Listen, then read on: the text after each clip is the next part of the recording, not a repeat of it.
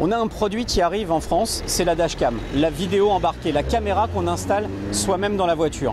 Alors il y a des pays où c'est devenu courant d'avoir ce type de vidéo et ce type de matériel dans les voitures. Je pense aux États-Unis, je pense à la Russie, où clairement les dashcams font partie déjà du paysage de l'automobiliste. En France, ça émerge. On a de plus en plus d'automobilistes qui s'équipent, mais ça reste extrêmement marginal. Pourtant, la dashcam a un réel intérêt. Beaucoup d'automobilistes sont victimes de délits de fuite et quand on est victime d'un délit de fuite, malheureusement, on n'a pas le réflexe de sortir de la boîte à gants un petit carnet et de noter la plaque d'immatriculation du véhicule.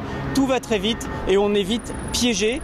On a vite oublié le véhicule qui est passé. Pour le dépôt de plainte, c'est terminé. On ne sera plus en capacité de pouvoir le faire.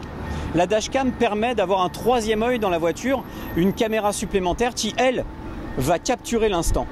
Et nous, en tant qu'automobilistes victimes d'un délit de fuite, on va être en capacité de relever par la suite l'identité véritable du véhicule et de déposer plainte.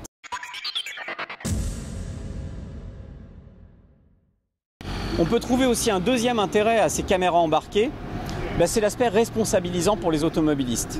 Lorsqu'on est dans notre voiture et qu'on est équipé d'une dashcam, notre vision de la route change. On devient un témoin de la route. Ça veut dire qu'en cas d'accident, je deviens moi possesseur d'une dashcam, le témoin de la route. Je suis responsabilisé. Et lorsqu'on a un automobiliste responsabilisé, on a surtout un automobiliste qui a un comportement vertueux au volant.